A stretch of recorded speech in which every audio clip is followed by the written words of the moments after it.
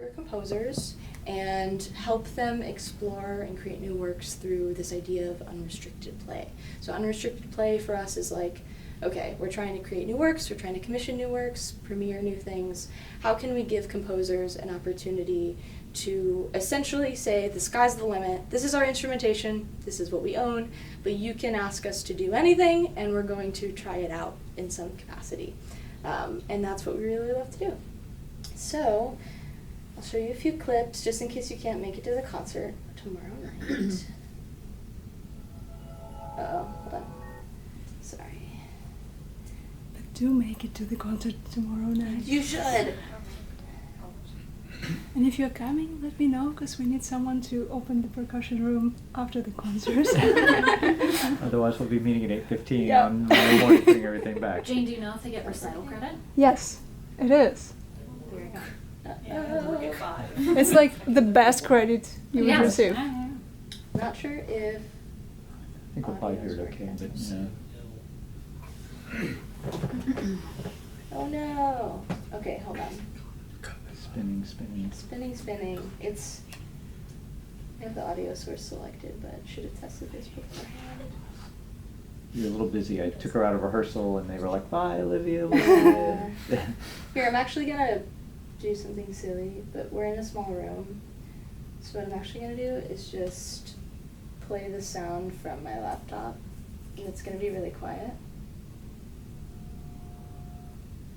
No! Now it's Wi-Fi issue, maybe? Yeah. Hold on. One other possibility, if it's crashing and burning, is to do a Bluetooth to our speakers behind you. We're good. That's too I many don't want to things. worry about it. Okay.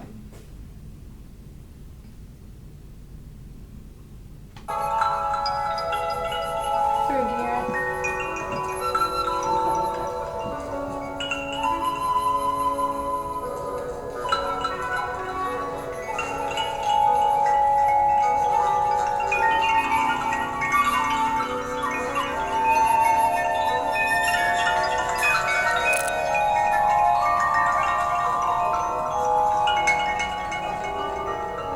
Yeah, so you can tell lots of like improvisatory type stuff, electronics, processing. Here's a piece without electronics.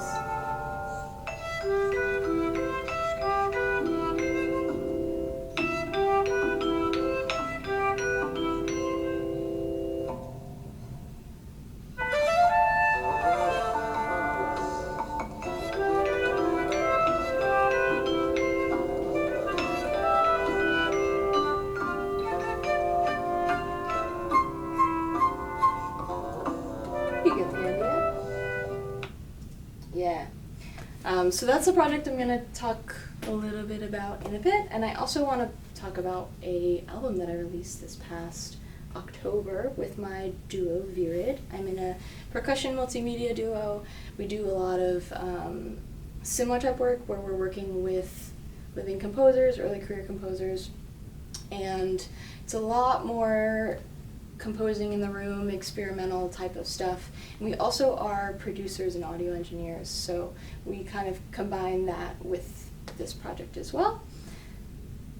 And here is a highlight reel of some of that.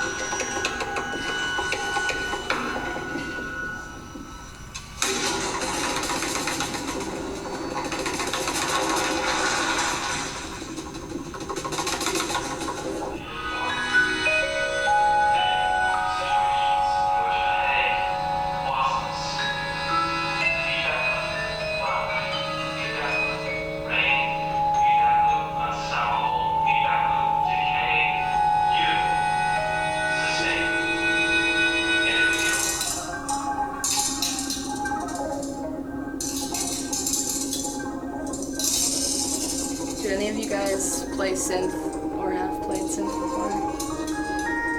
Cool. Yeah, our friend David is a really rad modular synth player.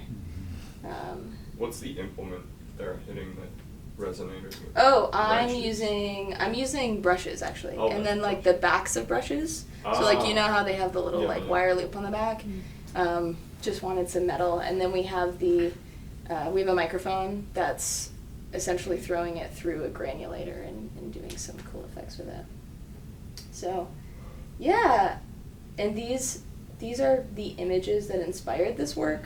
We got together, me, my partner Fitz, and David, modular synth player friend, got together over Bobo one day, and we said, okay, what do we want this project to look like? And we said, let's try and write a piece based off of images and textures, because we all have synesthesia, and we all are super, super textural about the sounds that we like. So we thought, okay, let's do a reverse thing where we take these photos, and we each took 2 of these are from each of us, and then we wrote movements of the piece based off of them. You should totally check out the album on Bandcamp and other streaming platforms if you have the time. So I wanted to ask a question to y'all. First of all, are any of you in mixed chamber groups or play with non-percussionists? Okay, cool. So I'm not going to be telling you things you already know. Well, even if you were, I think it's valuable to talk through some things that make mixed chamber a little bit different than percussion ensemble. What can you think off the top of your head is okay, this is definitely going to be different when I'm in a room with wind players, when I'm in a room with a modular synth player, anybody that's just not. Interpretation of time and general music things, I guess, and rehearsing approach. And also feels, and I guess, especially I can see within the vein of this stuff, what types of sounds can be produced and different ways of how we approach it. I know as a percussionist, where you think I think we're outside of the box more often. Because so much of what we do is just unique sounds and hitting things with different things. Absolutely. But then seeing what other extended techniques maybe other instruments have to offer. Yeah. Perfect answer. Anything else? Yeah, that encompasses a lot of it, honestly. I as a mixed chamber musician, I think a lot about breathing and cueing. When you're in percussion ensemble, you're okay, everyone moves the same way, everyone's instrument speaks the same way. You have an immediate instrument response. When you're working with non-percussionists, you kind of have to step back and say, you have to let go of the reins a little bit, let go of a little bit of control, and understand that they don't have the capacity. It's literally a physical, I don't even know how it works. I don't play wind instruments. But it's a physical difference in how that instrument responds, right? So you have to think a lot about, okay, is it important that my clarinet player leads this really soft entrance and I'm gonna taper out of them, or is this a really rhythmic moment where I need to ask for control and that sort of thing? And so we have a lot of within our group, we have a lot of assigned leadership, okay, you're going to take leadership of this moment, you're going to take leadership of this moment, because the way that you move with non-percussionists is very, very different than you do with percussionists. And then, like you mentioned, a totally different concept of time, right? And that's sort of related, but as percussionists, the metronome is the Bible, right? But I like to view it when I'm working with non-percussionists, especially wind players and string players. It's a framework, but it's a framework to work within. Actually, things get a lot more interesting when you're not thinking so much about this needs to be perfectly in a grid, right? Because the way that the world works is not within these bounds of perfection. But using it as a structure is still very valuable and helpful. Also with intonation, right? We think about intonation when we're tuning timpani.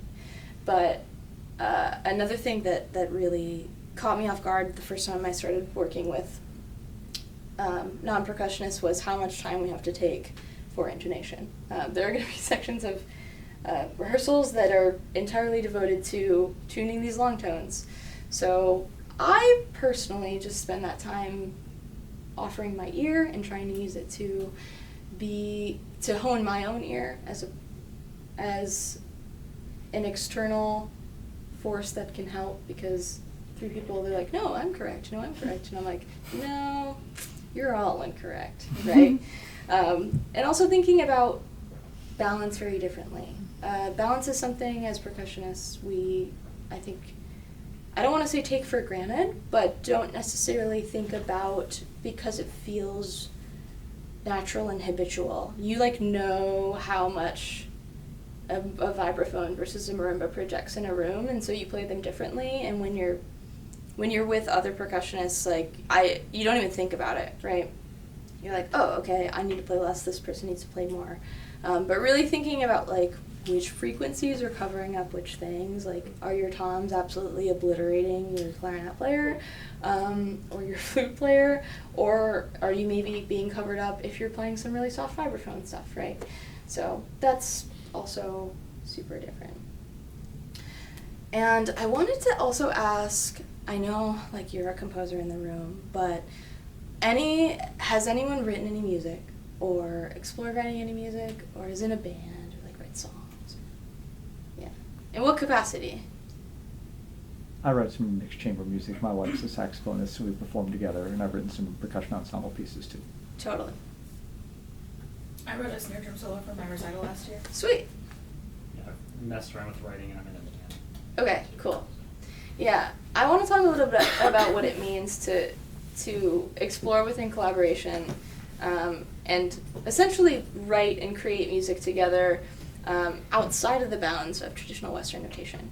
Because sometimes that can be a limit, you know, if you're not trained in it, if you're not like willing to buy, I almost said finale, but rip. If you're not willing to buy Dorico or Sibelius, if it can be a barrier to make music, but there are other ways, and a lot of what we do is fly dolphin, and what I did for my most recent record that didn't have anything to do with Western notation at all. So I really think the process of co-composing is really exciting. You can see this picture. This is my partner Fitz in our old apartment, laying down with all of our instruments, and this was for our album project. And we kind of were like, what can we make, right? Let's pull out all of our household objects. And I think it's really valuable. I think as classical musicians, it can be really easy to say like, oh, like I don't want to be in a band, or like I don't want to write songs. But if you think about the way that music has been written throughout time, it really is just like communities of people getting together and like saying, okay, like I'm gonna sing this tune, and what happens if you do that? And like notation is a mechanism to help spread and share and remember music, but it's certainly not necessary. So I love to collaborate in a way that entails, okay, well, what if you try that? Or like, what if we try this? Teaching and sharing ideas via rote too. And exploring the things that you love about your instrument, right? Like, you know, you step into this space when you're taking classes and lessons, and your primary objective is, what does this person who wrote music for me want out of what I'm doing? But when you give yourself an opportunity to get together with folks and just kind of explore and make music in this way, you're allowing to ask yourself what you want, right? What sounds do you like? What have you ever like tried, you know, putting the back of a brush on the resonators of a vibraphone? Have you ever tried miking a vibraphone and putting it through guitar pedals? Things like that, that I think can be really valuable for your own relationship with your instrument. Because really, it's important that you love what you do and you love the sounds that you're making. And working within limits. These are all instruments that we own. You can see there's like a kitchen bowl, some random knickknacks that we've gotten from thrift stores and flower pots and such. But I really love to work within our own gear instrumentation. This is a little bit of a different project for what we're visiting here for, because someone's writing music for us and knew that we were going to visit. But it extends the life of your project too, because if you're like, I want to write a piece for, maybe I have a vibraphone, but maybe I also, like, I don't have much else. I might have, like, some pots and pans. I might have some bells that I got from, like, this neighbor who was selling a random bell or a wind chime. Those can all be things that you use in this sort of thing, because meaningful and beautiful music does not require it to be expensive. Again, creation and making music is just getting in a room together and seeing what happens, making music together, making melodies together, sounds. So I wanted to show you some of our alternate notation for this album project. And you can see on the left, this is something I, in my chicken scratch, scribbled out. But this is actually one of the clips that I was playing on the vibraphone. They're like, that whole thing is from this, right? And we started as an improv session, kind of seeing what sounded nice together, and then we went apart, and each of us were in charge of a movement of this piece. There's 6 movements.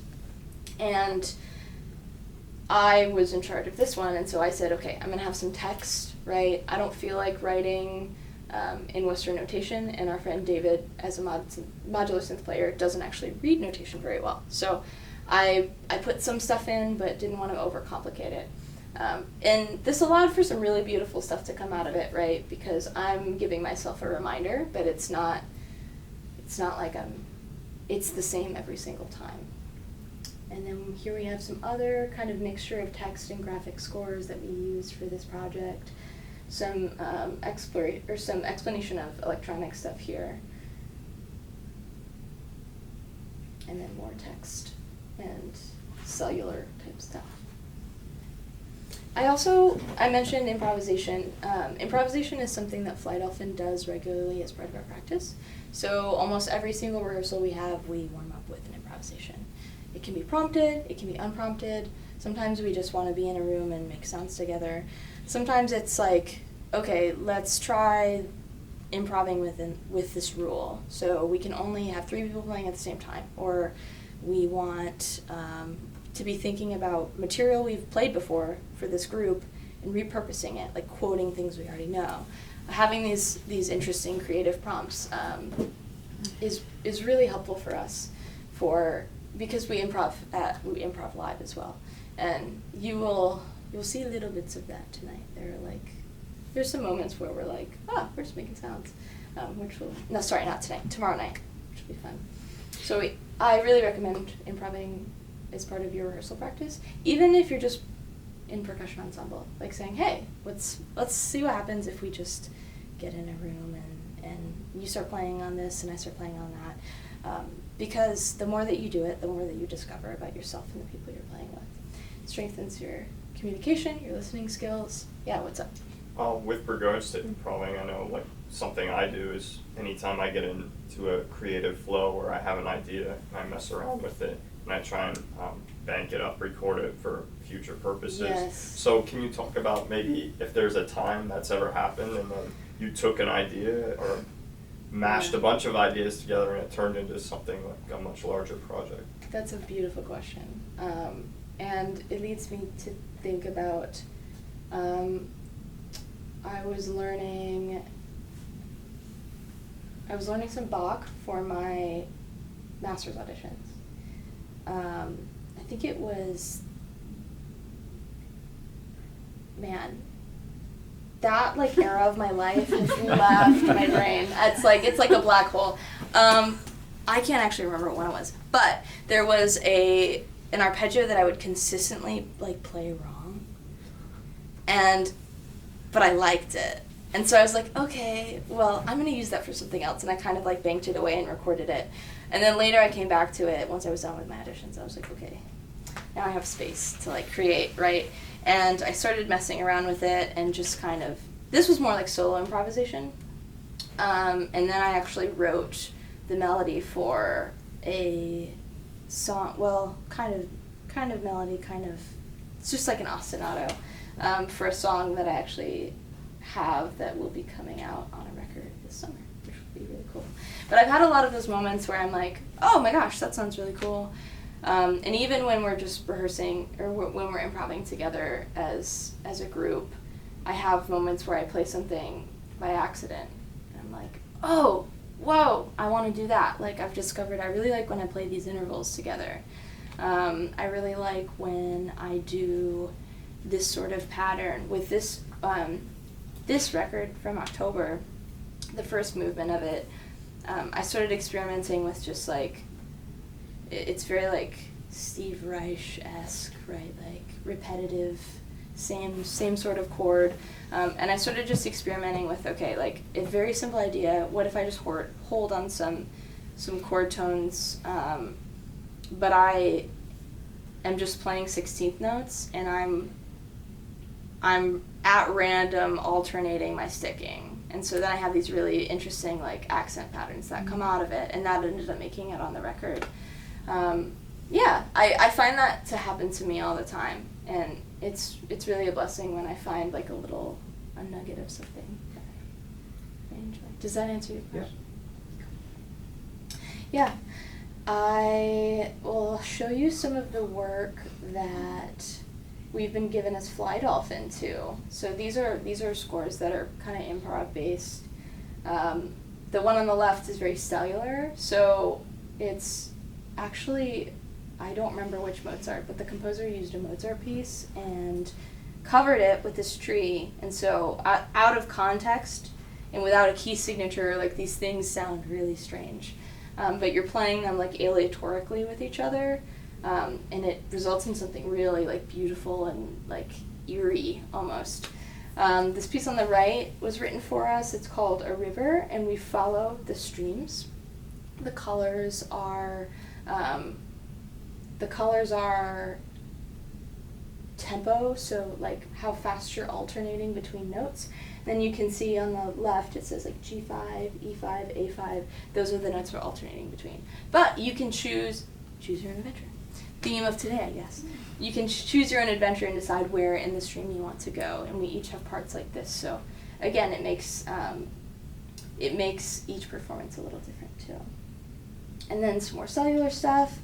Bottom right, if you're familiar with Julius Eastman's Stay On It, pretty popular. That's what this is from. One of the first pieces we played as a group. When your instrumentation is weird and no one's written for it, you end up doing a lot of improv, but it's a blessing in disguise. And the last thing I wanted to ask you guys was if any of you guys are interested in having chamber music be part of your professional career. Is that a yes? Is that a maybe? Raise your hand if you're like, yeah. It doesn't have to be like, I want to make all of my money from being in a chamber ensemble, because I will let you know that is very hard to do. And I might be early in the process, but even when you're looking at really established groups, it's, but it's still your career is full of many things, and it doesn't matter how big or small. But I wanted to give a few really quick, like lightning advice about that sort of thing. First of all, I don't want anyone to underestimate the importance of communication within a group that you're working with. So you all, I'm assuming, play percussion ensemble with each other, right? Have you ever had moments where you're like, man, I just can't, like, this person I'm playing with, I just am not getting past this wall. Yeah. And like, that happens, and that's just like what human conflict is, and so it's normal. But the longer you play with people, the more you get to get over that hump.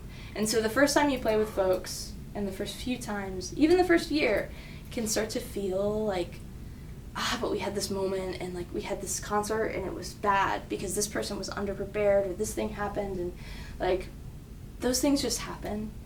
And the longer you play with a group and get to know these people, the more they become like your family, and it gets easier. So just know that like communication is a very important facet of what it means to have chamber music be part of your career.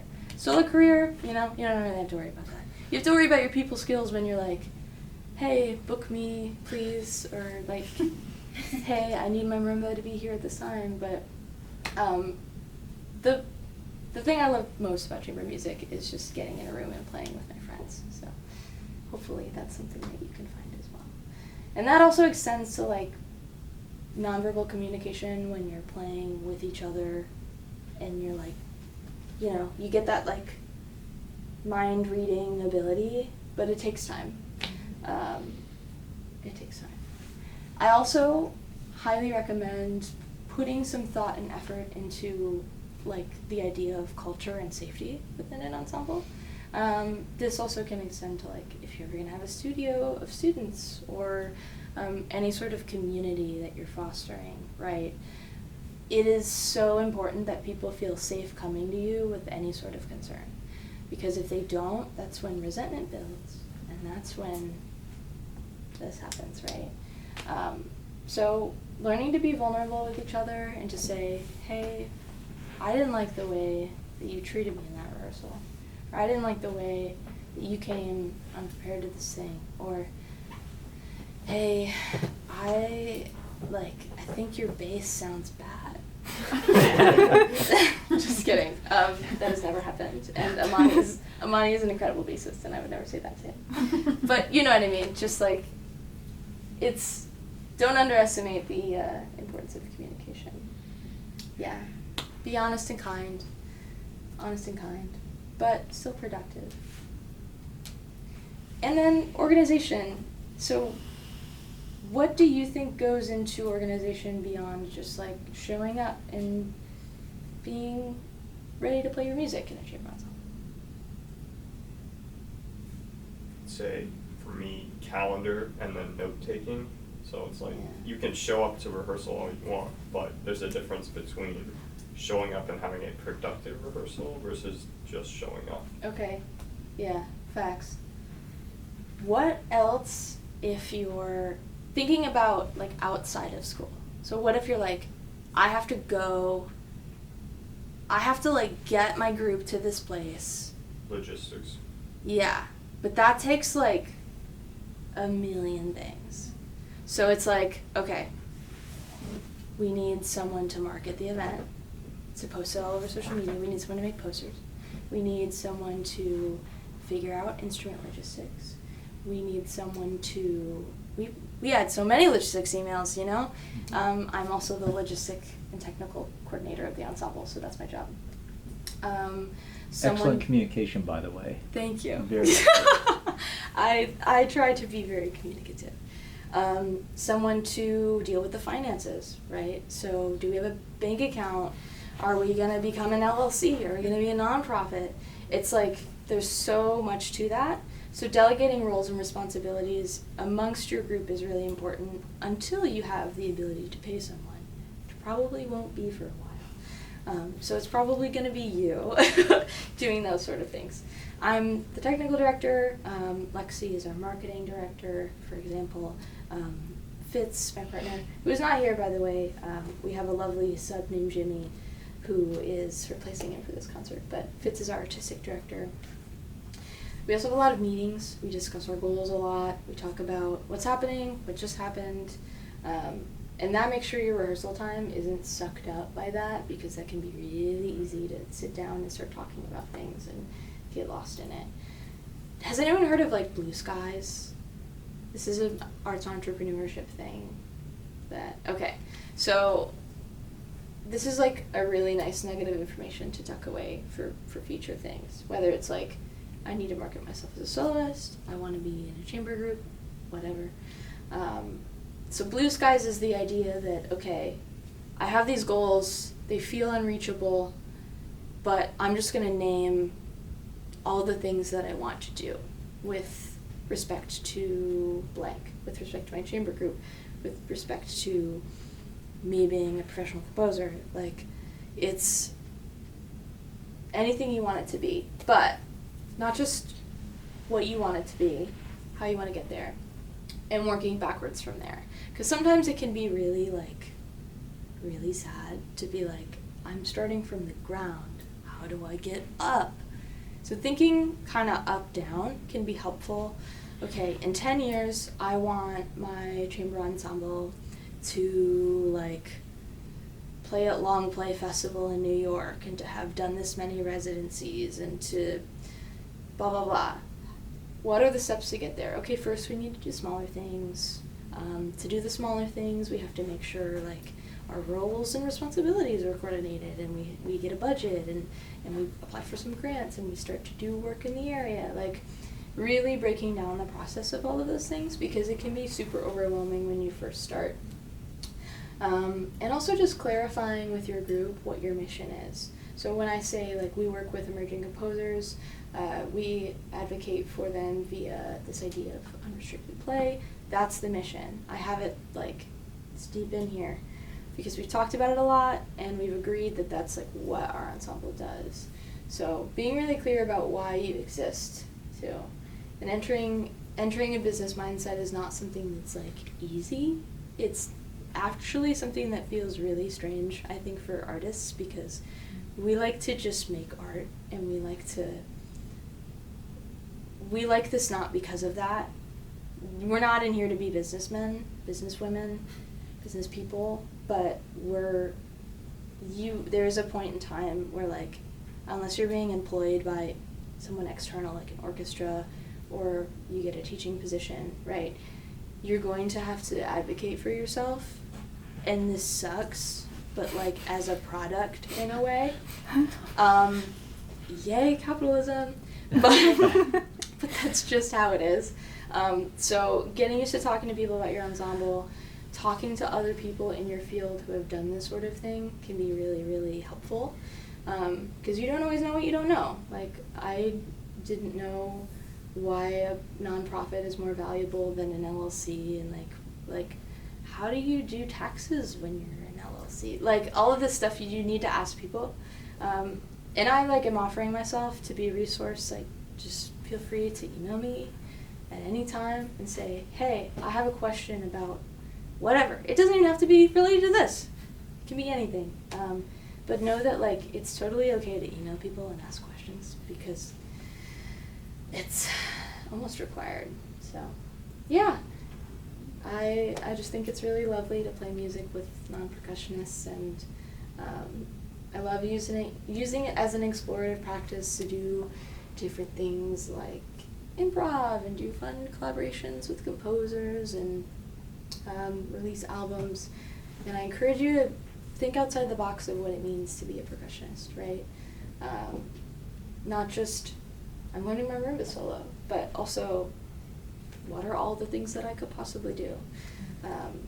And then just those little nuggets about arts entrepreneurship that, again, you can always reach out to me for, because it's a soup and we've been in it for a bit. And we're learning more and more every day, but it's, there's a lot to learn. So, yeah, thank you. And any questions or concerns? I have a lot of questions. Yeah, but yeah. What I will ask is, will you have time after the allotted time, I guess? Yeah, I'm planning on sticking around for a bit. So Okay. if we want to play, and then Because I don't want to eat into any playing time, but I do want to. You're good. We like can. you Yeah, afterwards. we can do some playing actually. Yeah, we First. talked about this because I'll have to leave to go to a meeting, but she's That's- going to stay as long as she can. Yeah, and you're I'd welcome love stay to. I'd as love long to as- just like be a resource and for you to ask questions. So.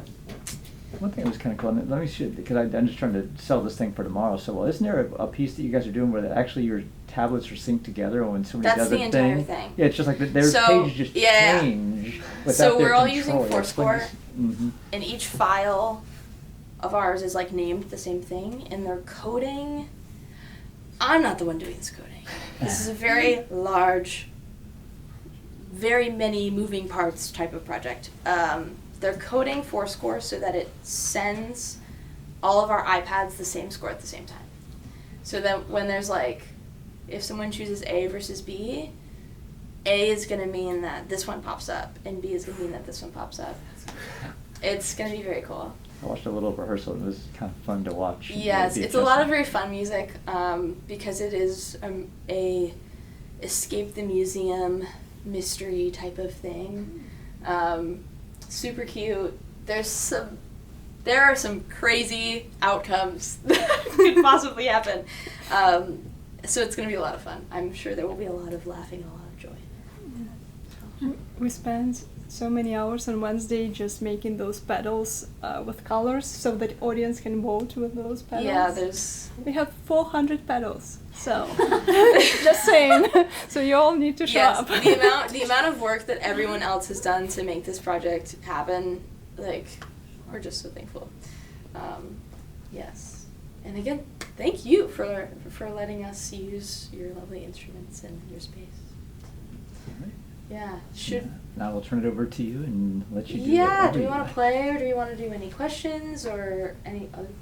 I had a quick question. So it's funny you mentioned like business people, because I'm like a finance major as well, so that's what I'm trying to do as a career. So you're like ahead. But in terms of like the first thing I thought of when you mentioned Fly Dolphin was like I see you were mentioning kind of how unique this is and the mission that you have. Yeah. My first thought was gap in the market. Yes. You have this Yeah. unique competitive advantage and a selling point to your ensemble. And so can you talk about maybe where was that, like what was the historical process of this ensemble? Yeah. How did it go from that initial idea to where it is now, and then what's the future vision? So yes. Again, what a good question. When we formed, that was not on our mind. It was myself and Fitz, and we just wanted to. I knew that I was coming back to Michigan for grad school, and we decided, okay, we want to start a chamber ensemble, and that was kind of it. Like, we had friends who played music. We're like, I guess it's got to fill out SATB. Maybe we make it more fun. And it does, technically. You know, we have, going back to so you can see all this at the beginning, our picture at the beginning. Well, I'm singing in this one, so it's whatever. But, you know, we have flute, clarinets, bassoon, bass, but it's very modular. And we just thought that was cool. We were like, we have friends who like do stuff, but they also do a lot of stuff. And it started from a place of friendship, really, which I'm very like proud of that was a motivating factor. But then when we started to get a little more serious about it, and less of, okay, let's like do some concerts, but okay, we want to like try visiting places, we want to tour, we want to produce like really good concerts, we want to commission composers, like all of this stuff. We all kind of had some meetings where it was, like I mentioned, we have those like bi-monthly, monthly meetings, but we sat down for like the first time within our first few months, and we said, hey, this is really cool, and people like coming to these concerts, and we've gotten a lot of really awesome feedback from people. A lot of people are really interested in working with us. A lot of composers have reached out. Like, what is the seriousness from everyone's end on about this ensemble? And we all were like, I'm really, really passionate about this. Like, I'm in, right? Doesn't matter if I move. Like, we're gonna make it work. If someone goes to school, if someone gets a job. So we had that conversation, and then we actually went through a program called the Performing Arts Accelerator that the University of Michigan has, and it's focused on arts entrepreneurship. We're very lucky over there to have had the Excel office. I don't even remember if it stands for something, but it's like a music business type of space within School of Music, and they help funnel arts projects kind of into professional sphere type stuff. And a lot of what we talked about was, again, like, what gap in the market are you filling? What makes you more competitive than those around you that kind of look like you? Do you have people you're looking at as, like, mentors or like, we model ourselves after, like, we're kind of looking up to a few groups, like, that are mixed between chamber ensemble and collective vibe, like Wet Ink. Eighth Blackbird is like a larger chamber ensemble. There's the Living Earth show, which is not large, but it is a focus on like a lot of that experimentation aspect. My partner and I, we really love Yarn Wire. Again, not super huge, but like we have all these groups that we're like, that like they're cool, they do this. And then we had to ask ourselves the question, like, what makes us different? And for a while we were like, our instrumentation makes us different. And a lot of people were like, that's not enough. Like, and the folks we were working with in entrepreneurship were like, that's really cool, but that's, like, it needs to be stronger than that. So that's where we realized, like, the thing that makes us unique is our process. Because we're not just like, deliver us a score, bye. We're like, hey, we're gonna have meetings with you like over the course of a year to develop your piece, and like very, very interactive type of stuff. And it's led to a lot of projects like this one that are like kind of either strange or like unique and kind of, I don't want to say weird, but like I love the word weird and I love when things are weird. So like we've had some weird stuff. But I think that's kind of our thing, is people are like, well, let's try this. And people have approached us because of that reason. So the idea of the unrestricted play type of thing is the gap that we decided, like, this is what we're filling right now. So it sounds like, in summary, kind of a story of like organic growth, essentially. Yeah. There wasn't this, huge goal initially, but it kind of just builds over time. Yes, and like as to what we want to do in the future, like I think we're just trying to do more of what we're already doing. And a lot of us are in a really interesting position, where we, with like work limitations, like I also work a full-time job in addition to doing music stuff, so I'm doing a lot of work, and it's difficult to be in a place right now where we're able to like travel at whim, and we're starting to see it happen where we're like, oh, we could do this and we could do that, we could do this, but now we have to think about like our place in life, and our like freedom and ability to do those things. So it's kind of like the organic growth is actually, I think, the easiest way for us to measure out what we're doing, because it's felt like there's the least resistance. It builds naturally, and to me it's, I can't remember who said this once, but I heard a quote that the best change is slow change, right? So if you're trying to break a habit, if you're trying to build a habit, if you're trying to strengthen anything, expecting immediate results is like not, it rarely does it ever work, right? It's crucial to build into the sustainability of an ensemble that organic growth, so that it kind of tumbles and like moves itself. But yeah, we're hoping over, I guess, our blue skies is we just want to do more stuff, and we want this to be a larger part of what we do. We'd love to externalize some of our like responsibilities. We do a lot of we do the financial administrative stuff all ourselves. We would like to at some point have the funds to hire somebody else to do that. And we're all kind of hoping down the line to just do a lot more touring, play at more places, and just keep collaborating with people. It's we have like concrete things where like we want this to be on our checklist, but I don't know that that's necessarily like helpful to give you, other than we all have things that are like, that would be so cool. Yeah, it's been very organic, and I think that has helped us feel like we're not kind of like falling into something that's a little too big for us. It feels like it's all been very like appropriate. So. Is it okay if I add a word to what you were saying? Yes. Because I think there's also a level of like authenticity that's needed. Right? Yeah.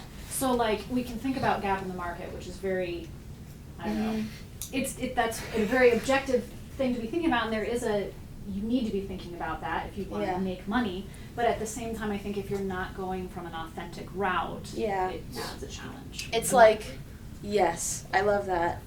That's what it sounded to me when you were describing all these things. I think there's a level of authenticity that's needed. Yes, and I think we all feel that.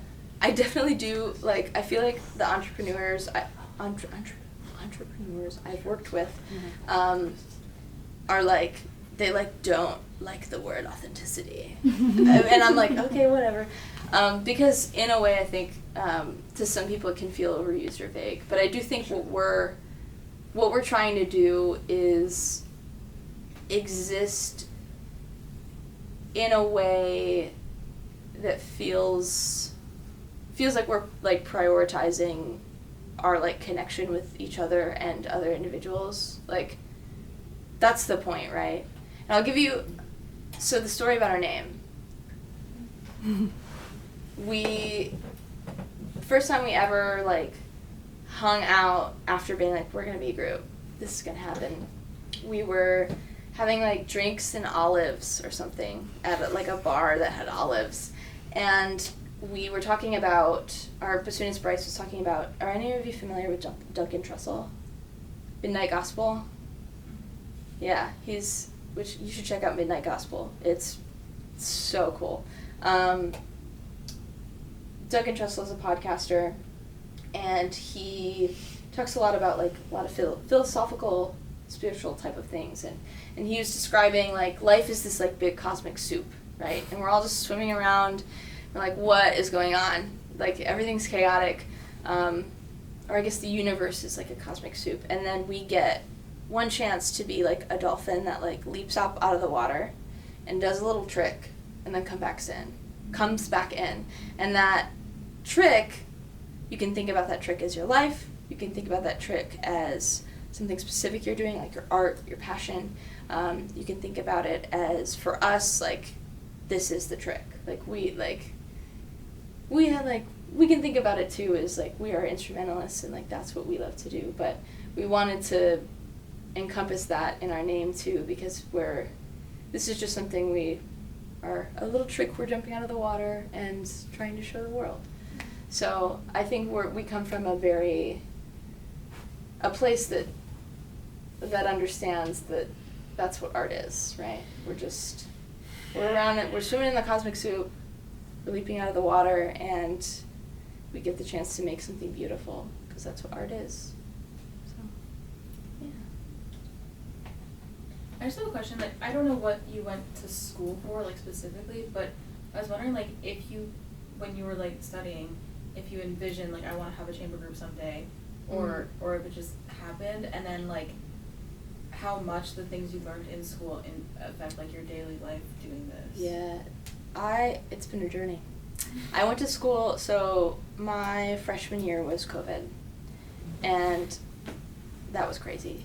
And I initially went to school for music education, and I was gonna, like, be a band director, and then I was like, I love this a little too much. And I started really loving playing chamber music with people, and I had the end of my junior year. I was, like, so close to getting my ed degree. I don't recommend this. At all, because you're gonna make people angry, but I dropped my ed degree just short of my 4th year. I only had one class in student teaching left. But I was like, this doesn't align with what I feel like it's not me. Like, I'm going into these classrooms and I'm working with these trombone playing 5th graders, and it's not clicking. For some people that's it, but I was like, I feel myself when I'm, like, in a room playing music with other people and, like, making chamber music. It just, like, fills my heart. So I was like, I think that's the thing. I like playing solo rep, but it's not, like, the love of my life. I think, to me, again, like, it's all about human connection, and so I like playing music with people. So I think over time, naturally, I was like, I really like this sort of thing, and that's why by the time I completed my undergrad and went into my master's, I was like, okay, I want this to be a very large part of what I do during my master's degree, and I want it to flourish after my master's degree. So I essentially used my master's degree as, like, a setup for that, to try and propel it to afterward. Yeah, I changed my degree to percussion performance. I don't have a chamber music degree. Some members in our group do, but I've still done a lot of it. Cool. Anything else before we hear some music?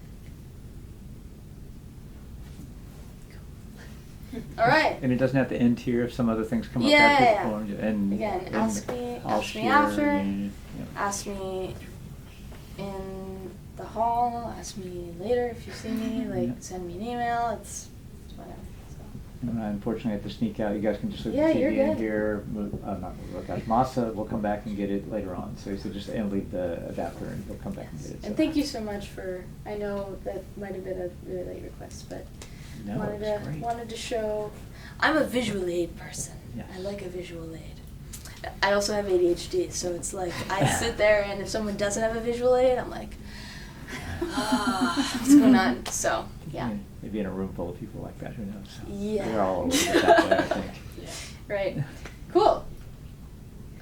Is the synesthesia more based on like textures or colors, or it depends? For me, it's all. So I also did a research paper on synesthesia in my senior year, because I find it really, really interesting. But I have the texture and color, like visual music version of it. I also have grapheme color, so I see like numbers and letters as having their unique color. Huh. Like A is red. It's controversial, but I think B is green and C is blue. I've been told that that's incorrect by people who also have synesthesia. But there are so many different types. It's there's like you see a word and there's a smell to the word, and it's crazy. But what I found through my research about it was that a lot of people are theorizing that it's something we all have as children. And if you, not necessarily like choose to cultivate it, but if the events in your life make you like stay attuned to that, it's something you retain. Because when we're born, we don't like separate our senses. They're all just, you should look up Gestalt theory. It's cool. Yeah. It's, yeah. You know. I can tell you know. Do you know Animals as Leaders? Yeah. Yeah, I did Gestalt or Fall from their newest album, and so it's really funny because it's talking about shape decomposition. It's like the Gestalt theory. Yeah, it's like when you're like a 2-year-old, you don't say like this smells this way and looks this way and like it's like just the item. Yeah. It's like everything has a singular identity. All right, what are you gonna be playing? Prelude number 1 by Manuel Sager. Cool. Do you have any music on you, or if not, that's cool. I can't. I only have like 10 more minutes, so I might Don't just worry about start it. Just like go for halfway it. through. Go for to it. be honest.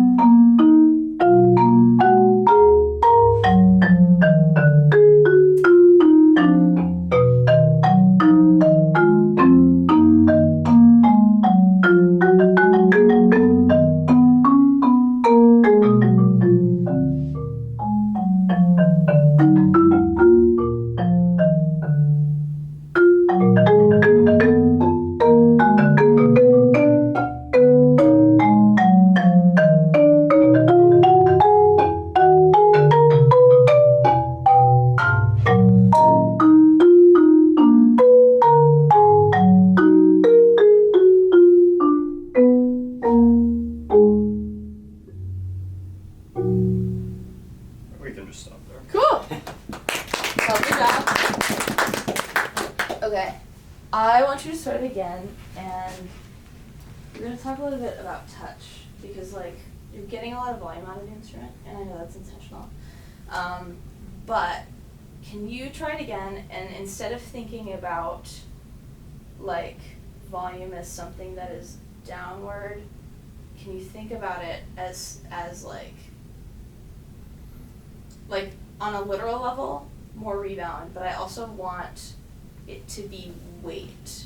Instead of like, I'm driving into the marimba, I'm adding weight like on top of the marimba. And I know that's like weird and abstract, but try it once more, at least just the first like 30 seconds. And think about whenever you're trying to get a loud sound out of the instrument, just like, rather than like, maybe what you're saying is like, how I'm playing right now is a little harsh but loud, and I'm not necessarily matching the style of the piece. Yeah, I think like I would just want a rounder sound out of your loud dynamic, if that's possible.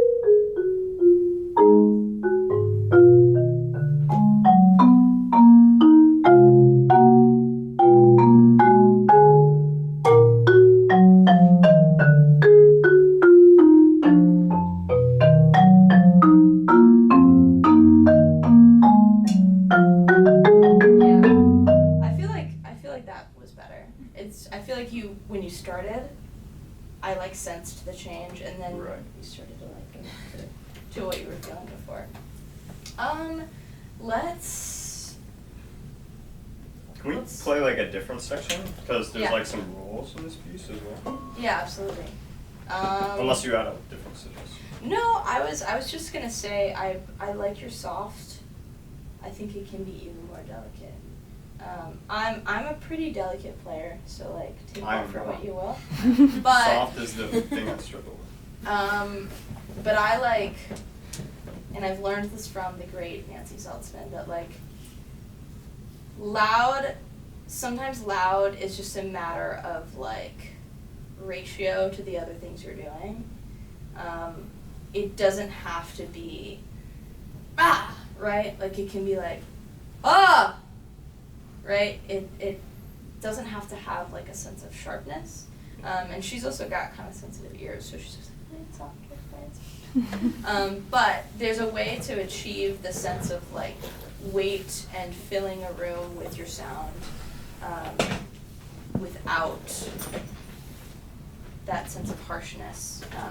And so if you can add that as like a bullet point for focus on this piece. But let's do a little bit of the roll. This is the start.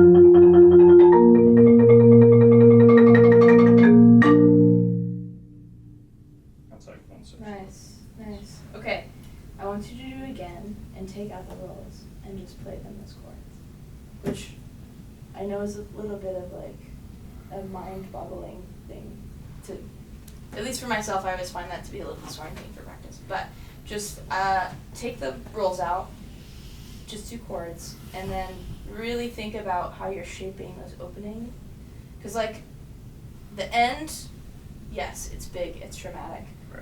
But even for those really soft opening chords, how can you show me shape within that dynamic still?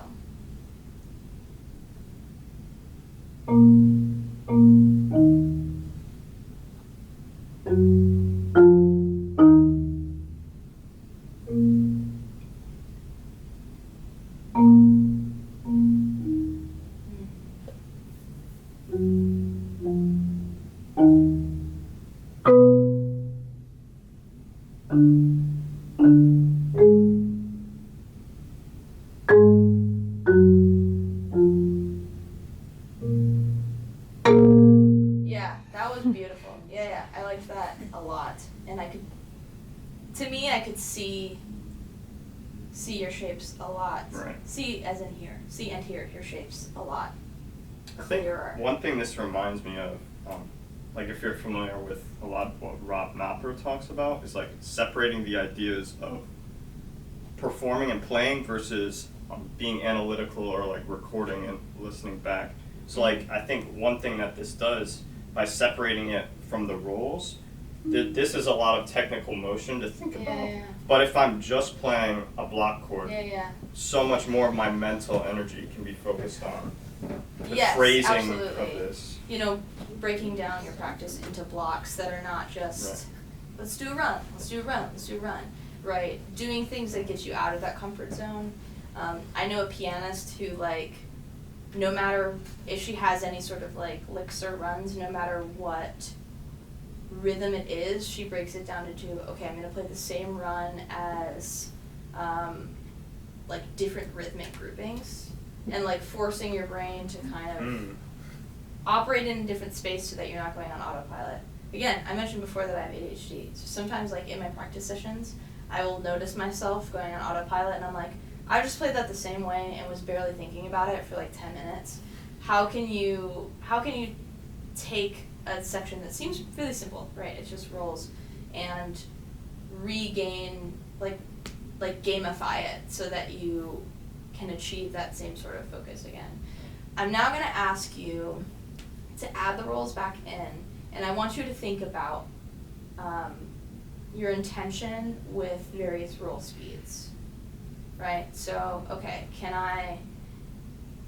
where can I roll, like, ridiculously slow, like, and where do I want to, like, be building that momentum, right? Let's try that. Just experiment, and nothing is, like, incorrect or wrong. I just want you to be a little more playful with how you're choosing your roll speeds and changing between them for this. So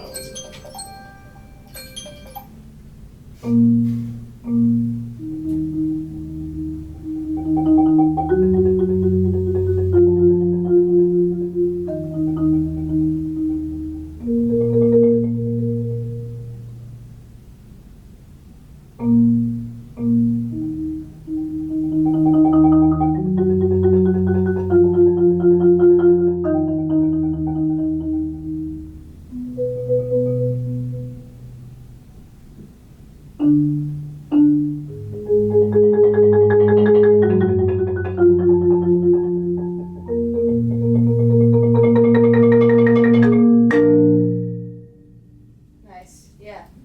Yeah. I think even more so, like, we're all afraid of really slow rolls.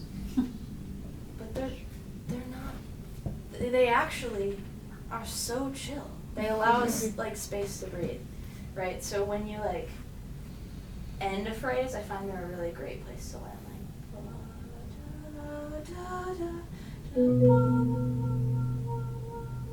yeah, like, even slower, like, go really slow. Try to get up on the tips of your mouths a little more. Can you, yeah, now go really slow. Yeah, that's cool. Like, experimenting whenever I do a really slow roll, are you familiar with loops? Like, loops 4? It's, like, got this really lovely, like super soft roll section, and, like, one of my favorite things to do for that is, like, get up on the tips of my mallet so that there's just, like, no articulation, and just go just fast enough so that you're building resonance, right? Because that's what a roll is, right? A roll is not, let me play as fast as possible to try and trick the audience into thinking I'm holding a note, because no one's being fooled, right? You're just sustaining resonance. So that's what the purpose of a roll is for. Do you need to run? yeah. Okay, cool. Thanks Thank for you. playing. Woo!